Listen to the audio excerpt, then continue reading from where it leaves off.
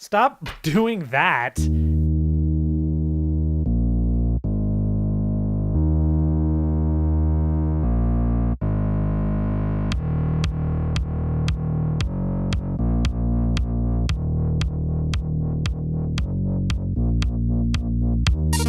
the hitcher? Rutger Hauer. So this won't be hard then. Get a picture of him, or like a poster even. Yes. Or a life-size cutout. Yeah. Put it somewhere where, you entertain, where you want to impress company. And then when they ask about it, just say, oh, that's my picture of the hitcher.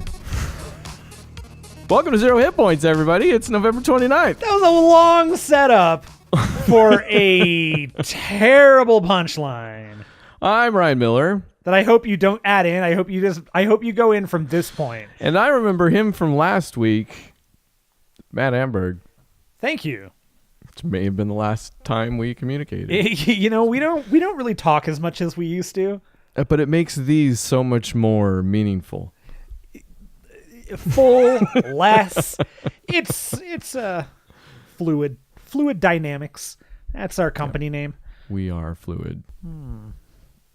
ZeroHitPoints.com. We are fluid. We are fluid. This is off to a Low on fluids? Zero hit, but you're not low. What are we pomplamoosing again? if you just had kept going, it would have been perfect. I can't keep going when there's a pomplamoose in play. I mean, I know it's a LaCroix. That's a 5-yard penalty. Pomplamoose in play. Is it a pomplamoose? Yeah. I can tell it's LaCroix. Yeah. Cause Pomplamoose. there it is, pomplamoose. Thank you. Yeah. You now have visual verification. Visual confirmation. Don't worry. We have visual. We're like our own Top Gun here. Yeah. I've got We're both goose. visual confirmation on the pomplamoose. And I just died. You're going to have to carry on for the rest of the night. Nope. Dead. Game over. Hey, welcome to Zero Hip. No, we did that. Welcome to Zero This is going to be an Hypnosis. interesting show this week Yes. because I've had a slow one. I'm still suffering from work. And then you let the bomb drop before the tape started rolling. They did. That you might have had a slow week too. Yes, tape. Oh, yeah. So what are we even going to do? Do you have... Okay, I'll tell you how bad it is.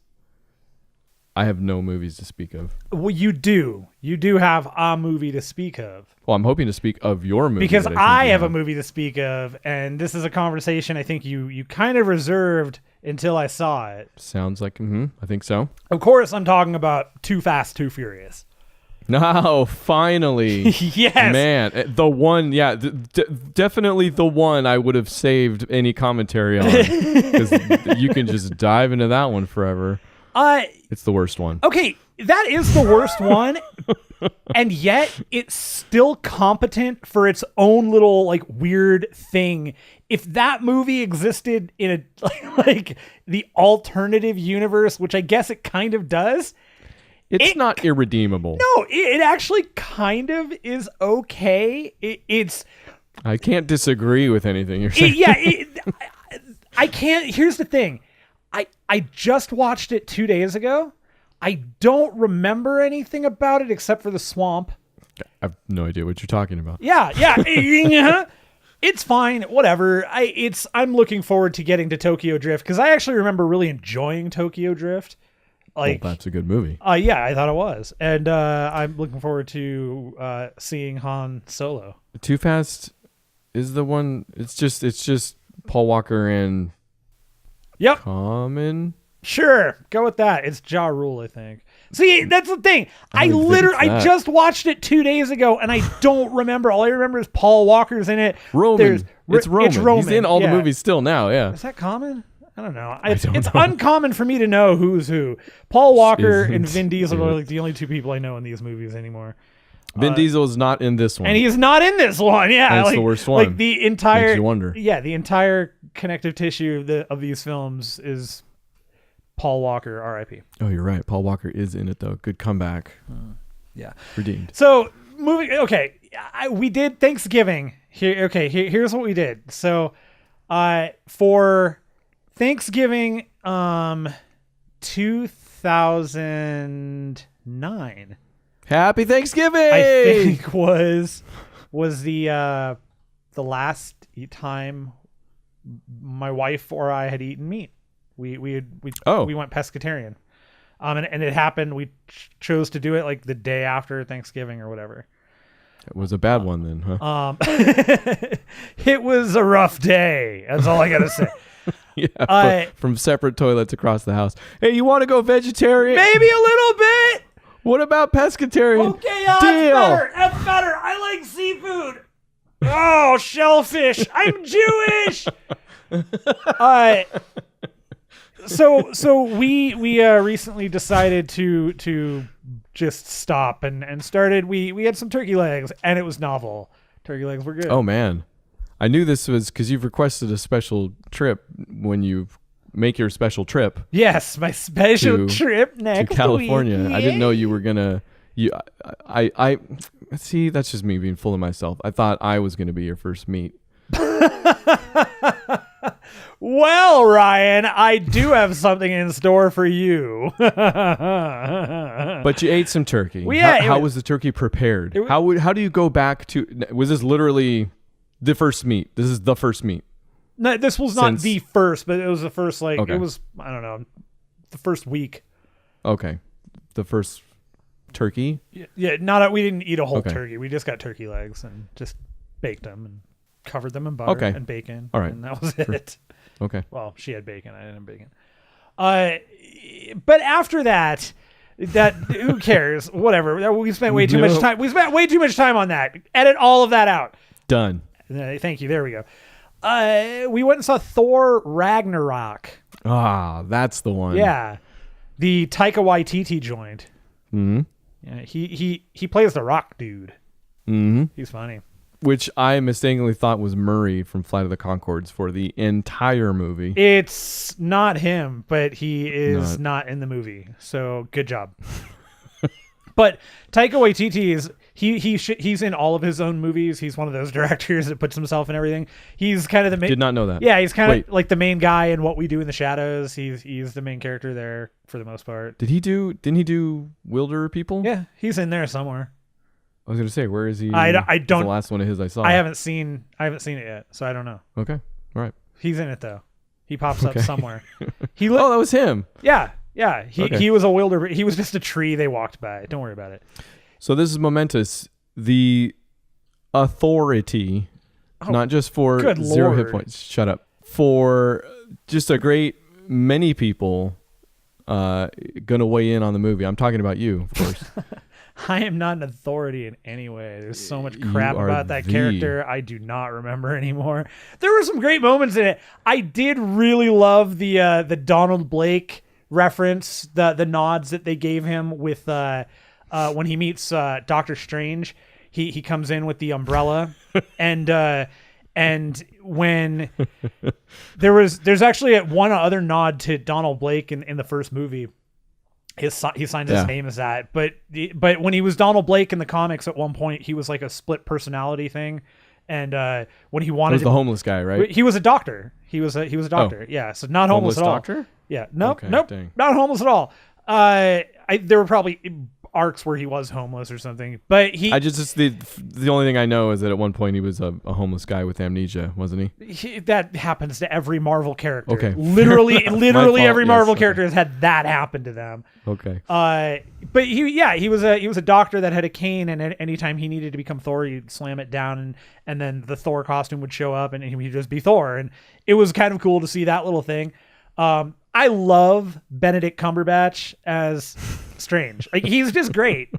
And that character, like when he I'm gonna ruin the scene, but go ahead. When he shows up, that, like, to me, that really set the tone for the movie. Like, you knew that after that first scene, because that first opening when you see Thor and he's kind of fighting Surtur, he's a wiseacre. But it's very much like, oh, okay, so he's kind of gone back to that Thor we know from the first movie when he fought the frost giants, and he's super full of himself. And then when he goes to meet Strange, that whole sequence is where, to me, the tone is perfectly set. Like Strange solidifies this movie is going to be way more fun than you're expecting. That was definitely the point for me too. I think my words were last time that I was kind of iffy about how jokey the movie was, and that I didn't care because I was laughing so hard. The Strange scene was the first time I had already been smiling and just giggling. But during that scene where he's transporting him all over the house while he talks to him, and then towards the end he transports him. They don't show it exactly. Well, they kind of do. Anyways, it's done really well, but essentially sideways in the middle of the staircase. So it's just like boom, and it transports, and he's like rolling down the stairs. Yeah. And I freaking lost it. That whole sequence, I absolutely the theater was totally into that sequence, beyond probably any other. That sequence totally got everybody laughing. Everybody thought it was funny, and it totally, again, it solidifies. I think that Cumberbatch was totally the right choice for Strange. He's great. I love it. It's good. It's great. The whole fight. Keep going. The whole fight sequence when they get to the planet where with Hulk is fun. You kind of seen all of it in the previews. It pretty much, that's it. It's about maybe 2 minutes longer of the same shtick. Right. There is one really, really funny callback to Age of Ultron with what Scarlet Witch does to get Banner to calm down. Right. And Thor tries to do it, and it doesn't quite quite work out that well for him. The sun's going down, big guy, or whatever. Yeah. That was good. And Ruffalo is fantastic. Like when he's de-hulked, he was great. He was. Yep. I love the detached. Now I've been Hulk for so long. I don't know what the hell 2 years, has happened at all. And he plays it off so well. Like, he takes everything as it's coming, but there's such a level of bewilderment. And I love this is, so we're going to go into spoiler territory here, because I'm going to probably, I don't know how much we'll bounce back and forth, but at the finale of this movie, there's this whole kind of question about how much the Hulk and how much Banner, how much the Hulk will save Banner, because the assumption has always been, if Banner tries to kill himself, and he said it, if he tries to kill himself, the Hulk stops him. The Hulk will no, he did. Yeah, eat the was bullet. That? It might have been Avengers. He tried to eat a bullet. Yeah, and I love that the Hulk, as he's been out, we now have a little more understanding that he has a personality and he has a mind of his own, and he can kind of screw with Banner. And at the finale, the Banner has been hidden, or he hasn't been the Hulk, and Valkyrie doesn't know who Banner is. She has no idea that he is the Hulk, because he's trying not to be the Hulk. They give the conceit that if he turns into the Hulk again, he might not turn back. Basically, is what it is. Yeah, so. And in this case, he finally says, "All right, I've got to do it." And he jumps out of this airplane, and he goes firing down onto the Rainbow Bridge, and the Hulk, totally screwing with him, just lets him hurt himself, and just Banner hits. Oh, I see. And it's you think this was a conscious decision on the part of the Hulk? It definitely was, because the Hulk doesn't. The Hulk isn't going to feel it, but Banner definitely is. And it's one of those things where they talk about it. It's something that's mentioned consistently throughout the movie when the Hulk is in play, and even when Banner is in play, that the Hulk is his own thing. That's why Banner is afraid to let go, because the Hulk is his own thing. The Hulk can decide to let Banner come back, but he doesn't think the Hulk ever will, which for the past few years we've seen. So I think it's just funny to see Banner have to rely on the Hulk, and the Hulk saying, "I don't want to." Okay, fine, because I don't want you to die. I'm stoked they're going there though too. Actually, that's the Hulk I've wanted for a lot of movies, definitely. And they've kind of staved that off by it being. I mean, the Hulk in the Avengers and everything since has been great, anyways. So you're kind of cool, but yeah, wasn't the Gray Hulk? Wasn't the point Smart of him Hulk. The fact that that he got to keep so that's he was basically Banner edging towards that is what I've been in Hulk form, And then there's Red Hulk, and that was Thunderbolt Ross. Let's say it's a totally different dude, Yeah, right? yeah, Yeah. and he's a jerk. Oh man. Valkyrie was rad. I love that character. I love everything about her was fantastic. I love that she's a drunk. She's a drunken Valkyrie. That's awesome. All those sequences, like, man, I would kill to see Taika Waititi direct a movie about the Valkyries. Like, I want to see him direct. See what he did, I think, was his vision was something that meshed with Kenneth Branagh's vision of what Asgard was and what Asgard could be. And this movie is definitely kind of the breaking of Kenneth Branagh's vision of what Asgard is. And I think it's really novel how, like, if we were ever to let Taika Waititi be able to go back to have to play with Kenneth Branagh's beautiful, pristine Asgard that we saw like extensively in the first Thor movie, I think that would be such a cool thing, and especially to go back to the Valkyries and just see that would just be really cool, because those sequences were rad as hell. Although I will say, I don't think, like, I would take Ragnarok's, which is a strange thing to say, but I would take Ragnarok's Asgard over the Asgard from either of the other movies, and it's not that much different, but just no, it's not. The way it's shot, the colors and cinematography this time around are just nuts. It's freaking gorgeous. It's great. It's great. Hella, dude, Cate Blanchett just freaking was rad. She was so good. So what do you think? Did you get what I was saying about her performance, where, like, it's obviously great and a ton of fun, but you can kind of see, like, sometimes I think there are, it's one of those it's one of those things where I don't know if it's her, I don't know if it's Taika Waititi, I don't know, because I've seen this, definitely we've seen this with other actors, where it's like, okay, I'm gonna ham it up a little bit too much, and that's kind of what it was. It was like, okay, I'm gonna just a tinge of it. Well, not like horrible. No. But there were definitely moments of, like, if you had brought that back just a smidge, it might have not felt as awkwardly weird. It was, but I mean, still just a freaking force. Like, so good, amazing. Just every scene. Yeah. I maintain. I think. I do think they're going to reuse Hela, and I think that my hope is that she is going to end up playing that role of death that was in the Infinity Gauntlet, and that's what they're going to use in the Infinity War.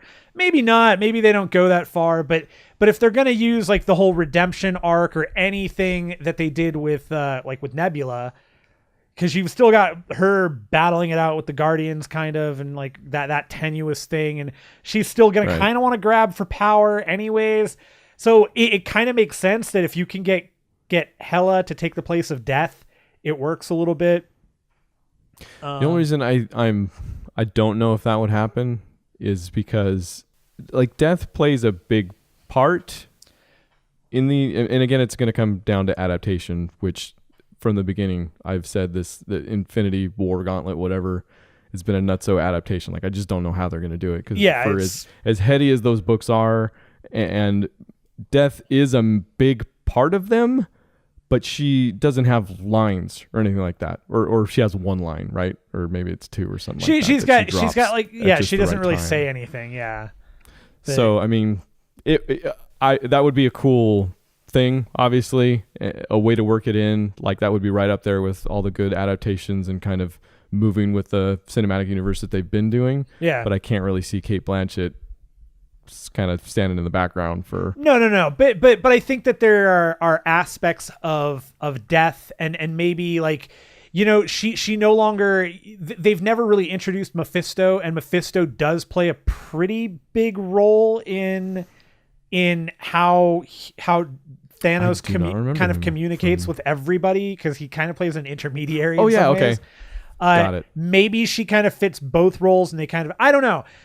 That's going to be a weird set of movies, and actually they're going to be dropping a trailer for it today. There should be a trailer out. Yeah, it should have today, as in not recording day of release. Wednesday. See, today, get your stuffs together. I don't know, man. That movie was pretty great. Idris Elba was great. I loved his little. He wasn't in it a ton, but his part was great. Bummer to see Shazam get killed like right away. That was a downer. Fandral is played by the guy who's going to be playing Shazam in the Shazam movie. Okay. I Fandral. thought The Rock was playing Shazam for a while. No, Or The is he Rock is Adam? playing Black Adam. Black Adam, that's right. Okay. Fandral is one of the Warriors 3, which again I thought it was pretty funny. Oh, right. They couldn't bring Sif back, so they just had to, ignore the fact that you're not she talking got about killed. Zachary Levi, are you? I am talking about Zachary Levi. Oh, all right. Yeah. They did. They killed a bunch of those. Did they kill all of them? Except for All of the Sif, Warriors? because she's the only one that wasn't shown because she wasn't the one. Jamie Alexander wasn't able to film, so they didn't use the character. Oh, really? Huh. Interesting how now she still exists in the universe. Good job. Well, Infinity War. That's true. Nobody dies. It was good. I liked it a lot. It was. It is. I had to ruminate on this. It is still not my favorite Marvel movie, but it is number 2. Oh, wait. Okay. Well, then if I wasn't hoping for favorite Marvel movie. Oh, no. Like, I wouldn't even. I don't know if I would say that even given how much I liked it. I would be remiss if I did not mention this. By the way, Jeff Goldblum, just great, right? Freaking every scene he's in is just him destroying the scenery. There is. It does not matter. They could have put the entire ending to this, and then they started to roll camera to episode 8. They could have put like the Last Jedi. They could have said exactly what happens in the background. They could have put it on a screen. It wouldn't matter because you'd still be watching Jeff Goldblum. He's good. So not favorite Marvel movie. Yeah, favorite Thor movie, I guess, is what I was preparing for. Is it your favorite Thor even? Because you like, by your own admission, the first 2 Thor movies unreasonably so. I do. I like them a lot saying, because okay. I like Thor. Okay. And I think that I do think that is a huge part of the Thor movies is you can like because they're definitely not going to be the best movies for that. Yeah, no, that's they're not. But I think if you can't do that about a comic book movie, what can you do that about? Right. Well, I don't know. Is it my favorite Thor movie? I still think the first one is probably my favorite. Just because it was, I really like that introduction. I liked Thor having no power, having to kind of grow up a little bit. That last, you only get him for a few minutes with Mjolnir and all that, and I really like that movie still. This is probably I'll give you that. This is 2. It's better than Dark World for sure. Okay. Yeah, right. there's no question. Ragnarok on. Anything else? Any other movies? Have you watched The Good Place by any chance?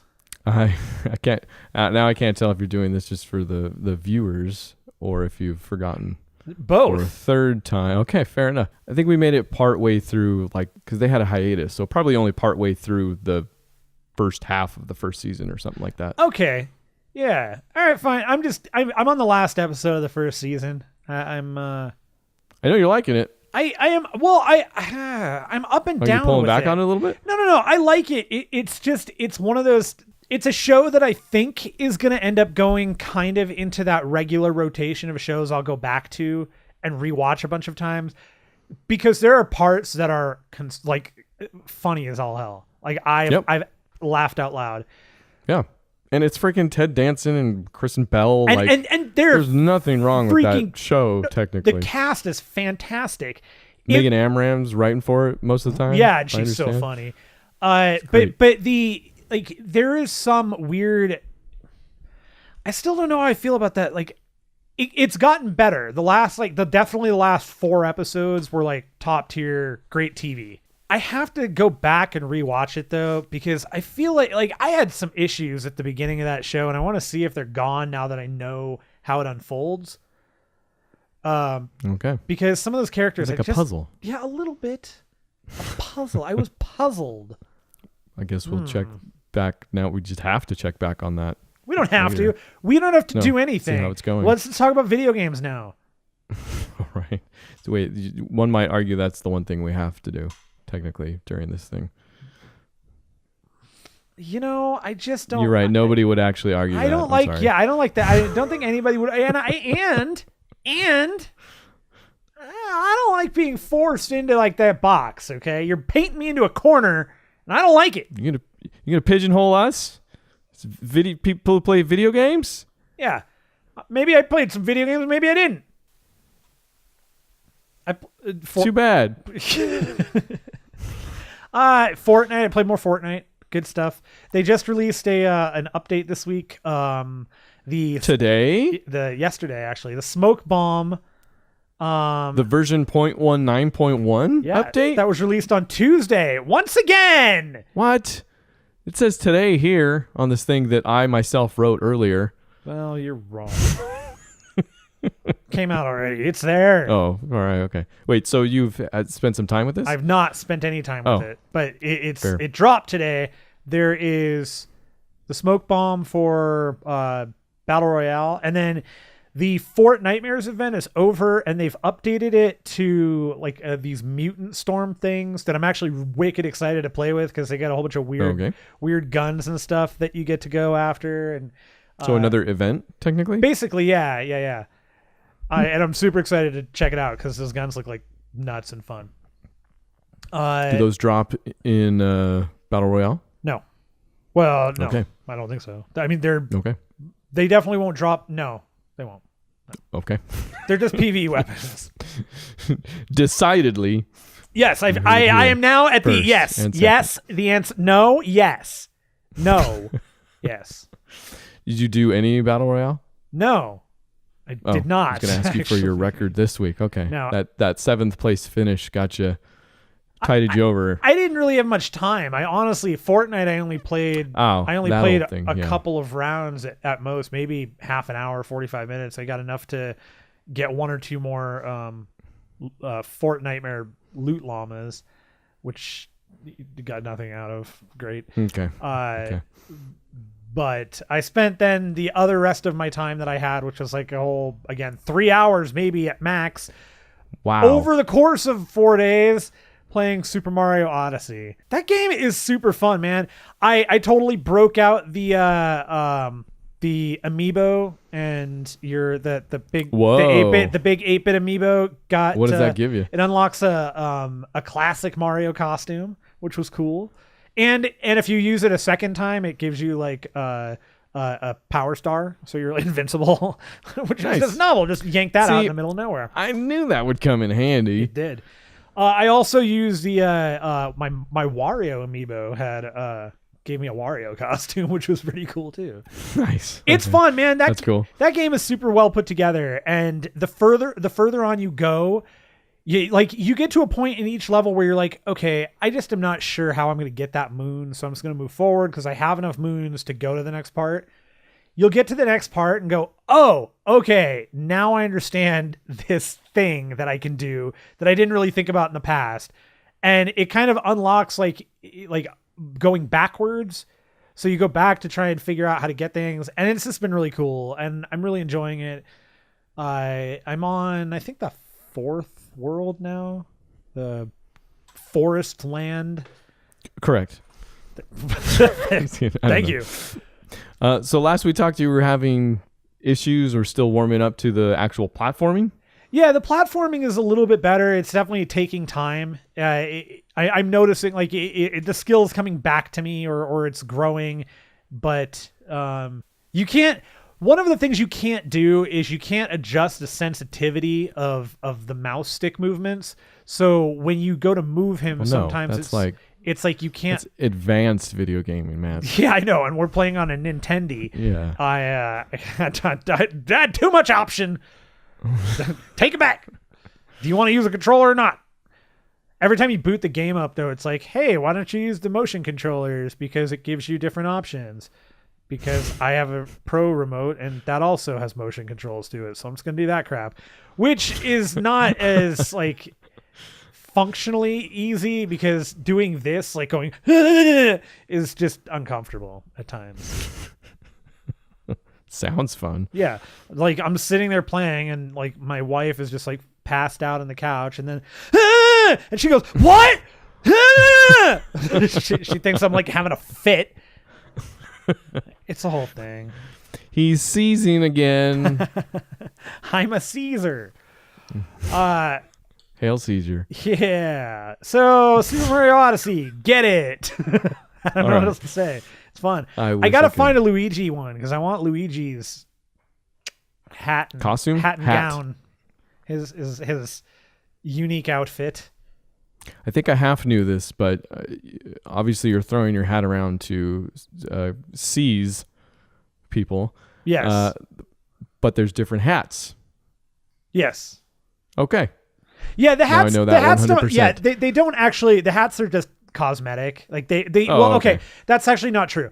There is. Dang it. They are mostly cosmetic. There are in every level. It seems there's at least one section that's blocked off by the character saying, "You don't look like you belong here. I'm not opening this door for you. Look like you're ready to swim." So you got to put on like the swimsuit and the goggles and all that. Okay. I have seen that. Yeah. So they don't do anything other than let you complete the game 100%.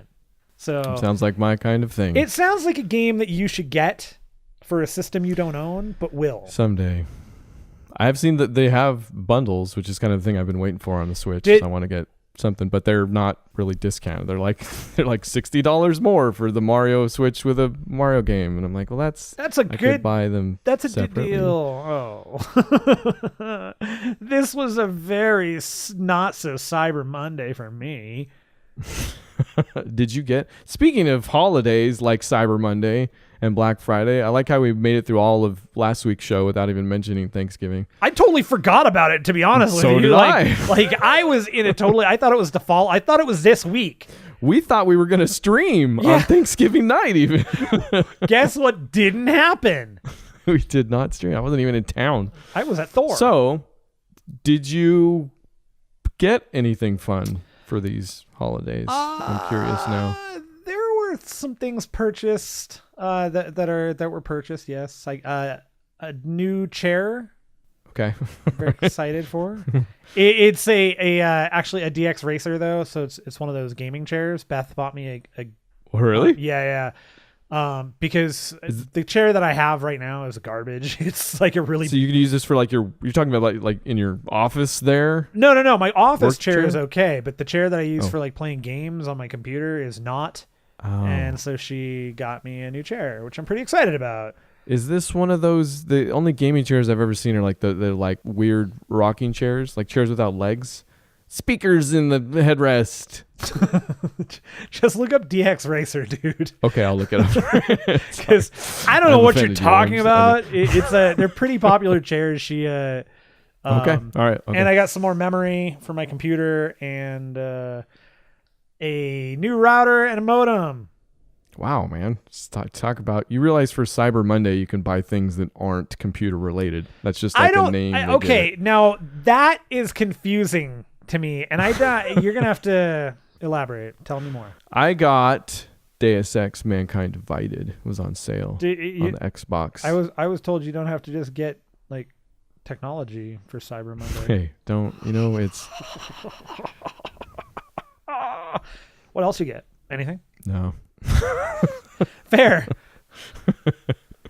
I played some games though. Check it out. I finished DDR Universe. Remember that thing? How are your legs? They're great. Because I didn't use them for the last part of it. It was the part where they had all these challenges and they're hard. So I just plugged in a controller. I had to record gameplay from a different place in the game so I could play it back or at least look at it while I was doing the challenge, which was they don't hit quarter notes. Yeah, I think it was don't hit any quarter notes. So I only had to hit like 10 notes in the whole thing, but there's a zillion on the screen, so you don't know what they are. Anyways, got through that, got the last possible achievement because there's like 100 points. You have a sickness, man. No, what? You have a disease. Like sick, brother? No.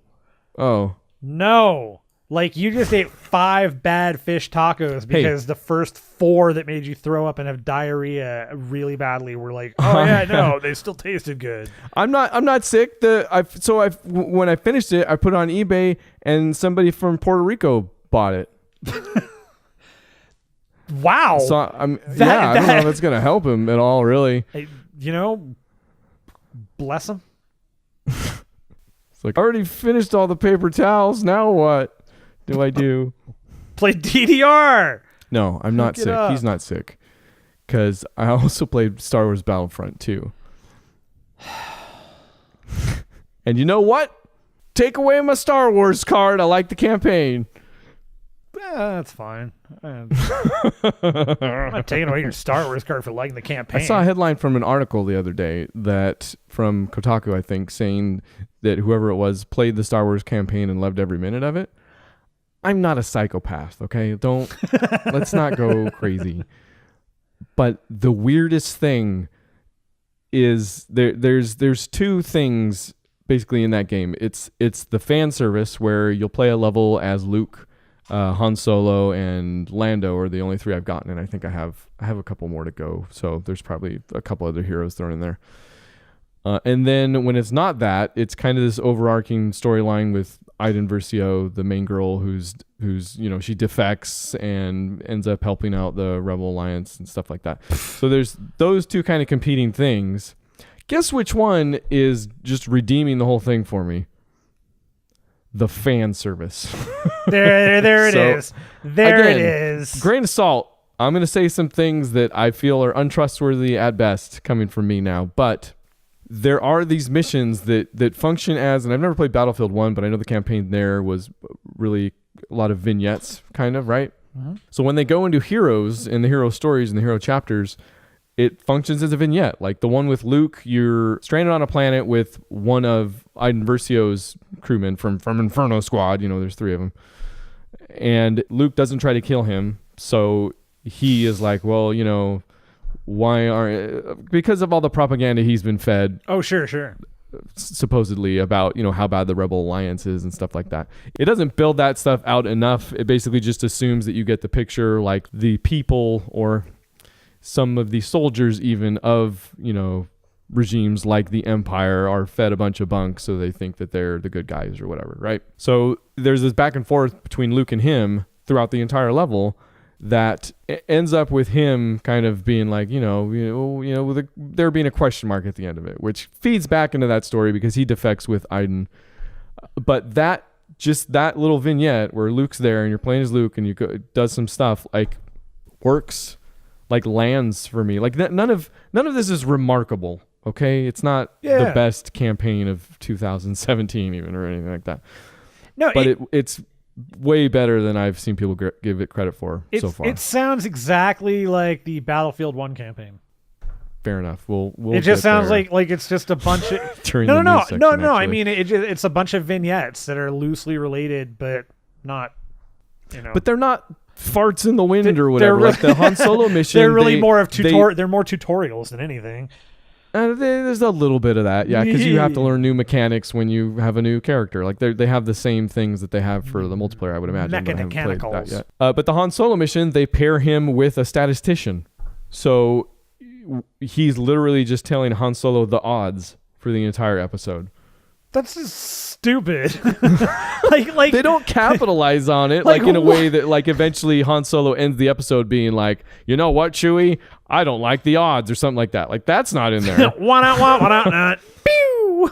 But it's being pretty funny actually. The dude, and if you're in on that joke, rolling your eyes all the time. No, dude, that sounds like I am not saying it can't land. I'm saying that it sounds awful. It sounds awful. I would not. That's all I'm saying. Is that sounds like when you tell me that somebody pitches that story to me, I'm immediately going, "You're fired. Get the hell out of my office. We're not having a human C-3PO. We've already done that joke 1,000 times. Find a new joke." Okay, the Lando mission is the best of the three I've played so far. Does it have anything to do with malt liquor?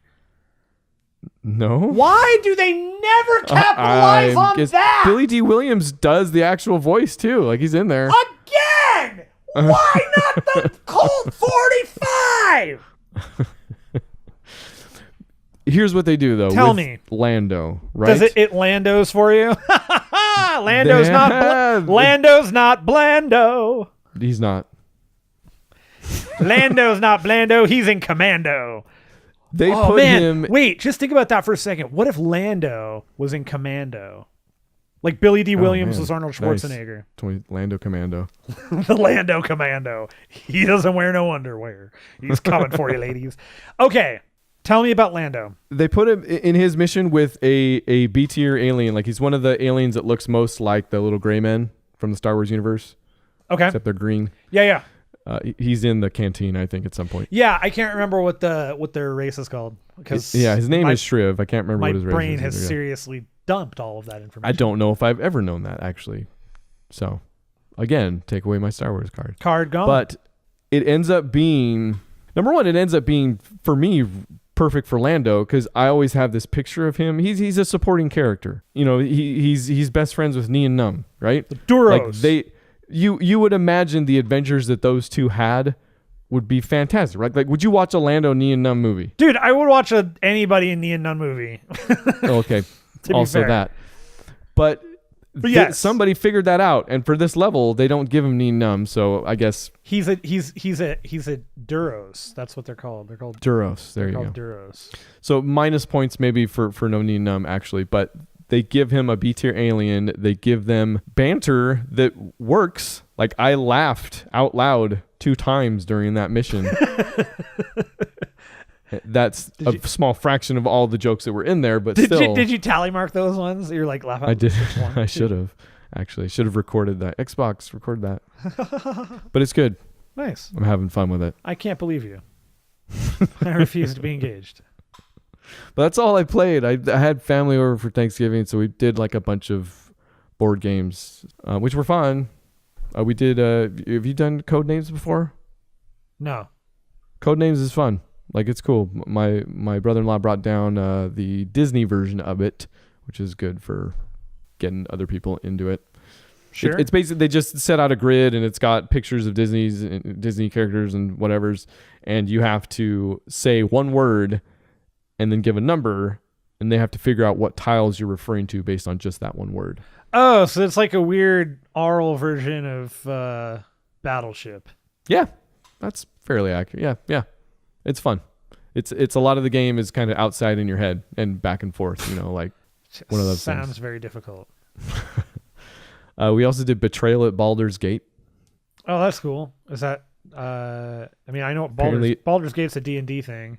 Right. Is that's just the skin for this. I guess Betrayal at is the name of the series or whatever. Well, Betrayal at House on the Hill is the original one, and I love that game. It's incredible.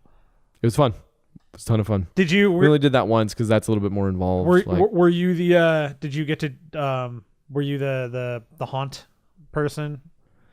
I did, I believe, activate the haunt. Did you have to get up and walk away, or were you one of the like survivors? Who won that game? I don't think it was me, because there's different scenarios. The scenario we got was that we had to pick up this item and then take it to a certain spot on the board. Yeah. And my brother-in-law was convinced that I was the traitor, because the traitor has to take it to a different spot on the board and then everybody loses. Sure. So when I got the item, it was headed for the thing. My brother-in-law attacked me and took it away. Even though I didn't know there was nothing I could do. I was like, no, I'm not the traitor, but I felt like it was done at that point. So then he's like, why didn't you say you weren't the traitor? I was like, I didn't know. I can't I'm not supposed to. I don't. Yeah. So in Betrayal at House on the Hill, I don't know. The haunts are different. So it might just be one I've never seen, but most of the time you have there are 2 envelopes, and the betrayer, the traitor, has to get up and actually leave the room and read what they're supposed to do, while the other 3 take time to strategize and figure out. That is probably how it normally is. The traitor was hidden this time. Oh, okay. It was a fun game. It's fun. Those games are cool. I like them a lot. We played a lot of Timeline. Have you ever done that? It's real simple. Yep. We've played Timeline. Oh yeah, what did I talk about? I brought that. Never mind. Yeah. Forget it. Shut up. Durr. Favorite game though, and I've been trying to buy this thing for like a year, but it's always too expensive. Fireball Island. King of Tokyo. You ever play that? Yeah. Hey, did you buy it? I did not. No. I see it at Target all the time, but it's like $50-something. And I'm like, that's maybe, let's not. Fair enough. And then my brother-in-law had it. He's like, yeah, it was on clearance at Target for like $20. I'm like, what? You're like, why do I miss it every time? Okay, look, let's take a step back for a minute though, because you spent all this time with Battlefront. I'm never gonna play Battlefront. I screwed it up. We had a perfect. If I'd gone board games and then Battlefront, we would just like be smoothly into this. Yeah, right now. But we're not. It's a rocky return into a rocky. You know what? It was a rocky return for EA and DICE. Okay, so look, we're all having a problem here. But nobody, including like the entire state of Hawaii, supports Electronic Arts and Star Wars Battlefront 2. Yeah, it's getting hairy. Like we don't. I mean, obviously we've talked about this 2 weeks in a row now, so we don't need to. No, we have to rehash every moment of it. In my mind, it's day. No, this is such a weird thing. Like, so there were representatives from Hawaii came out and said that Star Wars shouldn't be promoting gambling. We stopped Joe Camel from promoting cigarettes, so we should stop Star Wars from promoting gambling. I think that this is one of those cases where the idea behind all of the making noise about the loot boxes may have had one intent, and it may have now pushed into a different direction that people were not necessarily wanting it to go. Because now now we're getting back into the whole regulation of video games overall. Oh yeah, no, they don't want the government anywhere near. You guys, you can't have it both ways. You can't make a stink about it, impact investments, talk about how it's gambling, and then reel back and say, well, but don't do anything about it. We just don't want EA to do it. But don't talk. I don't know, man. Well, the Hawaii thing, like I feel like this is kind of going beyond games too. Like some of these, I get the feeling that they're kind of riding the wave. Like they're almost ride the decline, trying to stow up some young voters or something like that. Like the UK Gambling Commission has a statement saying that they don't think it's gambling, loot boxes, but that the lines are becoming increasingly blurred. Like there was the thing about the Dutch and or Belgium Gaming Board is also doing an investigation. There was a bad headline out there saying that they decided that they are gambling, but that's not true. There's just having some translation issues from what I understand. They're still investigating. But yeah, then this dude from Hawaii, Lee, has a first name. Representative Lee calls out EA and Star Wars Battlefront specifically for preying on kids and being a predatory practice and all that. And I definitely think that's one of the biggest issues. Like it's no matter what, even when it's done well, even if it's not gambling, it's predatory in a way. Definitely. Yeah, for sure. I agree. So, but his statement just, I don't know, just something about it was just like, I feel like he's playing politics. Weirdly enough. Why would a representative of a state in our government play politics? Well, what was his quote? Give it up. Speak you want the actual quote? Well, I don't know. You had something. You looked like you were doing something. I got all sorts of quotes. Yeah, quote me. He did say at one point, it's a trap. So he is making references. I get them, and so do other kids. Let's elect him, President Lee. And I don't know. Again, by way of update, here you go. I don't know if we have anything else to add to it. Really, there's people are also using robots and rubber bands to play and farm in the game itself. That's true. There's a dude who built a robot because the game's credit distribution sucks so bad, and people took that to heart and went, you know what? Good idea. Let's rubber band it. And there's a ton of videos out there of people running into, and it's rampant, I guess, people like running in circles. And also other rubber banding being that EA had like server issues all weekend. So there was actual also like lag rubber banding too. It was not a solid weekend for This is nothing new for video games though. I mean, this holiday weekend, bad take it from servers. me. Shocker. People will sit still in a video game just to earn credits for some stupid fucking reason. Gears of War 4. I'm not familiar with the reference. Buried the Lead Trailer Park coming in the middle of the show. Gonna trailer park, yeah. Did you watch this thing? Yes, I did. Here's a fun fact. So the things that were purchased on Cyber Monday, as I mentioned, were purchased for me because I have zero money. I was not able to buy anything for 0 money points, Black Friday or Cyber Monday. However, our dearly beloved Sliptide, Sean, actually got me the Battlefield 1 season pass. Hey. And so thank you. Yeah, no, I really like Battlefield 1. It was just a game that, he's the only person I was playing it with. So, but this particular DLC dropped when he sent me the thing the trailer for it. Gallipoli is one of the, it was a battle that I was really fascinated with when I was younger, when we were learning about World War I. And a huge chunk of that did come from the fact that there was an amazing movie that was made about it called, wait for it, Gallipoli. Oh, what? Yeah. So that's what that movie's about. It's a fantastic movie, and it was a fantastic movie about the Australian runners, and so when I saw the trailer for this, I was super excited for it. It looks amazing. It looks beautiful. It does, except the trailer is more of just whoever's been ruining the entire marketing campaign. You remember when they got in trouble for doing like the lighting people on fire and saying like have a good weekend or whatever the crap that was. Sure. So this starts out with, I'm guessing, pulling some clips from the campaign, like their story, and it shows like a father and a son, and he's like teaching his son how to shoot or something like that. Yeah, it's not father and son, but yes, it is. Okay. It is from the. It's basically a rookie and the seasoned vet. That doesn't want the rookie to get hurt.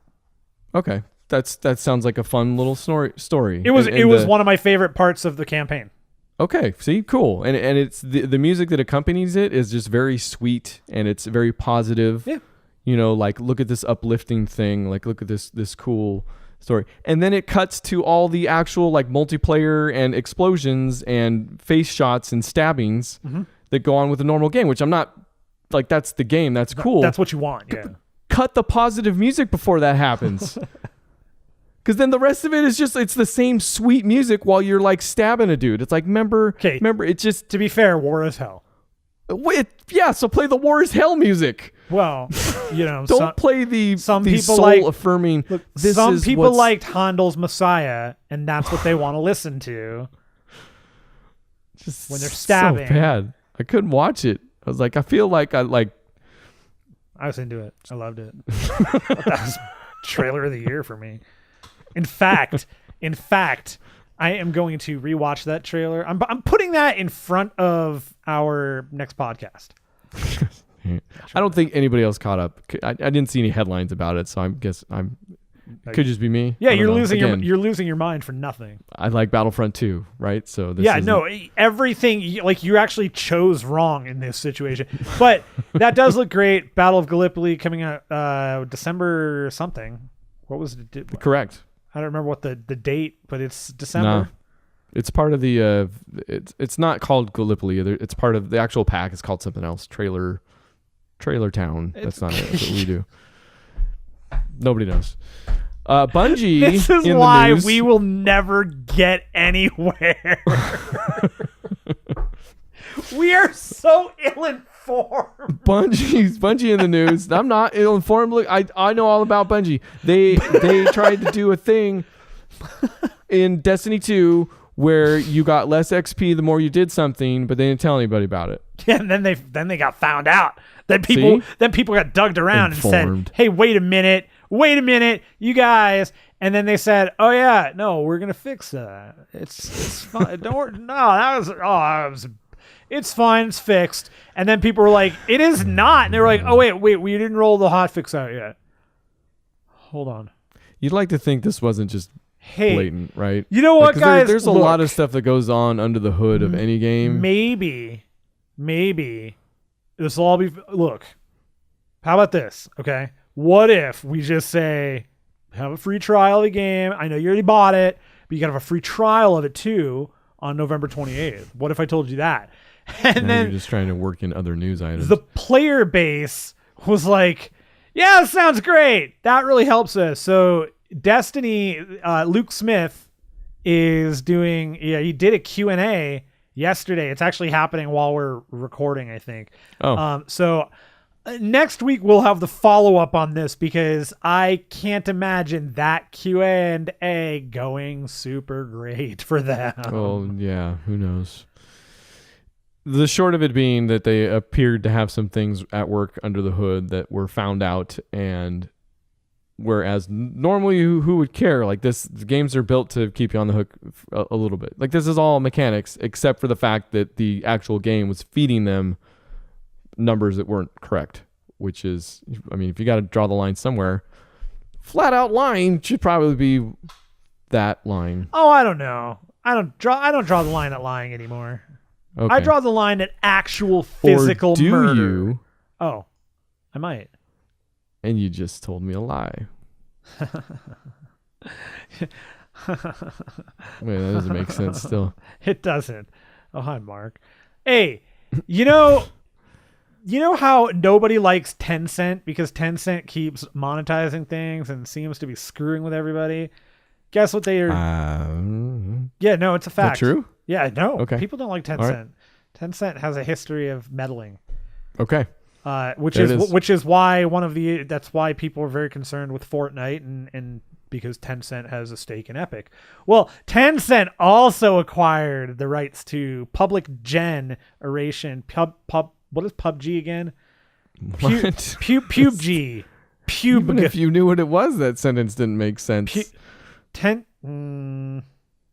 They've acquired the rights to publish PUBG in China. They're publishing G's in China. Except the cool part is they're going to put all sorts of Chinese propaganda in the game, which I think is excellent. What a weird statement. I don't know why they would bring that up other than to like entice me to want to play it, the Chinese version of it. Like now I just want to be indoctrinated. Well, I guess at some point, not that this makes any more sense, but at some point the Chinese government came out, or what it is, a Chinese content watchdog. So they're probably governmental in some degree. Yes, no, not an actual dog. It's Aiden Pierce from Watch Dogs. Is that his name? Did I get that right? I think you did. Dang, that's Battlefront 2, man. It does weird things to your brain. Yeah, I'm getting Ubisoft games right. Wow. And even they can't even get them right. Chinese content watchdog criticized PUBG for deviating from quote-unquote socialist core values. So which meant when Tencent acquired this ability, I guess they felt the need to say, don't worry, we'll make sure the game has socialist core values. I guess, made it sound real creepy. Just when we're gonna buy this game, but don't worry. I guess I assume they're just gonna put propaganda items like all over the houses, and there's gonna be like billboards. It's basically gonna be Just Cause 2 without all of the quality of Just Cause. I'm guessing it's gonna make enough money that the Chinese government doesn't actually care. You know, this goes back to the Simpsons episode where Homer's down there and they're like, "This is communism," and he's like, "Why do I see open markets everywhere then?" It's the same. It's because it's money. That's why. Money. But they're gonna do a mobile version of PUBG, I guess. Also. Yeah, that sounds awful. I can't imagine how that could be a good thing. So let's move on because that's just stupid. A mobile version of PUBG. Ugh. I don't understand a word you're saying. Dude. Which makes me think that you're trying to sue me for cheating? It's better than your segue. Debatable, my friend. Debatable. Epic Games. I like, suing here's the thing. Not everybody even tries. Not everybody tries to do segues. And I think that our continued reliance on failing at them is something that makes us unique and very unlistenable. Yeah, pick yourself up. You just try again. That's why. See, that's the difference between you and I. You're like, hey, pick yourself up. And I'm like, no, I'm comfortable. Are you comfortable with being sued by Epic? So, okay, wait. I am, because I'm over the age of 14. That's okay. All right. Well, that makes a little bit more sense. This is in conjunction with all the I feel like they've been suing other people as it comes, like people that make quote, create, develop, and or write a software cheat. They've got a couple of lawsuits out there that apparently they extended the lawsuit to two of the cheaters themselves, Caleb Sky Orbit Rogers, and some other dude named Mason Forett or Foray, depending on who you ask. I'm gonna ask you. You tell me. Sky Orbit's story is a little more interesting because it comes with a letter from his mommy. Mommy fights my battles for me. What a whiny 14-year-old. He also put up a video. Did you watch the video, his rebuttal? I did not. I have no interest in watching his rebuttal. I read a majority of what his mom wrote in the letter, and it's fascinating, but she's wrong, so it's kind of irrelevant. And funny enough, my favorite part where she's like, he's very smart. Yeah, so one, he can do whatever he wants. There's a whole bunch of funny things in there. Like there was actually a retort video that somebody made. A copyright lawyer went through it and read through the letter, and I watched his video, and he detailed why she was wrong about, number one, he can be sued. So she's wrong about that. Number two, he can enter into an agreement. One of the questions will be the depth of the contract, quote unquote. But it's pretty obvious the kid knew what he was doing. Oh, yeah. No, there's, and then on top of that, the letter is an actual like direct admission of guilt. I mean, he admitted it too, but that doesn't help. And so the letter is basically her saying, "No, he did all this because I'm a bad mom," in like legalese. And basically, it's amazing. And it's a very it's a great written letter that's very unconvincing in any respect. But smart maybe skipping that video of his though, because I got about 14 seconds in where he said, "So I was basically cheating," and I'm like, okay, I guess maybe that's the end of the video. Here we go. Get screwed. Yeah. You know, but no, I watched the rest. It does contain other quotes like, quote, "I don't even know, it's whatever, man." Or, quote, "Freedom of speech, you know, whatever." And lastly, quote, "I cheat for fun," unquote. Because the aimbot in the multiplayer competitive only game, it makes it fun. He doesn't use it to win. No, he uses it because it's enjoyable for him. He has a great time. I have a great time with it. I'm glad that I've potentially played with somebody in that realm, and that's great. I don't think anybody's going to exact a dime from this dude or his family or anything. The one thing that was noted though is that because they're in Delaware. Delaware does not have a statute of limitations on how much damage a minor can do before it's like it's considered, you know, like so he can still be held accountable for that full amount, and if he is, that means that the parents are held accountable for that money, so they'll have to pay it. Which I don't want to, like, I'm not. Hey, I don't think that should happen after either. That that's letter, life destroying. After that letter, I think it definitely needs to happen. Shh. It's a fancy legal letter that says I don't care what my son does. You gotta break a couple of eggs to make an omelet, my friend. And in this case, the omelet. My daughter gets sued by Epic at some point, and I'm putting her in court. I'm like, yeah, you sue her. Yeah, teach her a lesson. She won't do it again after this. Yeah, that's right. See, that's good parenting. She's right. This mom's like, hey, no, take me to court now. Like, bring it on. I'm ready. You can't defeat me. I'm undefeated. I'm mom number one. You can't beat me here. You can't beat me there. You can't beat me in the lightning round. That was a sweet segue. You can't say anything other than that. The lightning round. This is the best part of the show because it's the shortest part of the show. It's part of the show where we have highlights and headlines and headlights and all those different things in between that we don't want to spend a lot of time on. We just want to spend more time talking about what they are than what they are. And we're going to do that. I still think you can't do the intro for your own. I'm supposed to tell them that you're going to be answering questions. I'm doing it. I'm just telling them what it is. No. I'm saying what it is. Then you can say it's my turn. Give yourself 30 seconds. No, I'm not going to do that. That just calls into question the whole operation. Does it? Like, well, hey, you know what? take it up with the delegate from Iceland. All right, this is not about me. It's not about you. This is about Reykjavik. They're going to be questioning the judges, like whether or not the questions are actually right or wrong. Don't question. Nope, we don't question that. There needs to be a baseline. Fine. I retract my previous words. You go. I'm here. Nah, that's fine. Matt, are you ready? Hey, it's the part of the show where I'm ready. All right. We've only have one this week, but it's a doozy. Oh, man. Because according to Telubi-kun, Ash Ketchum will return to Kanto to reunite with Brock and Misty. Gotta catch 'em all, Pokemon! Oh, is that what that's from? Okay, that makes sense. Perfect score. That's crazy. Hey, if games were coming out, you would see that Friday it's Xenoblade Chronicles 2 for your Switch. Get on that. Next Tuesday, the 5th, is that DLC for Dead Rising 4, Frank's big package. Mm-hmm. That's all we got. That's all we got. Now, here's the thing. We every past couple weeks, we're like, hey, what are we going to stream? And then we don't stream. Let's not say we're going to stream. Just stop by Twitch TV/0HITPOINTS, 7 p.m. PST. See what happens. We don't know. It could be crazy. Yeah. There could be something there. It could not be. Thursday. Now that's honest. Hey, thanks for listening. Thanks for stopping by.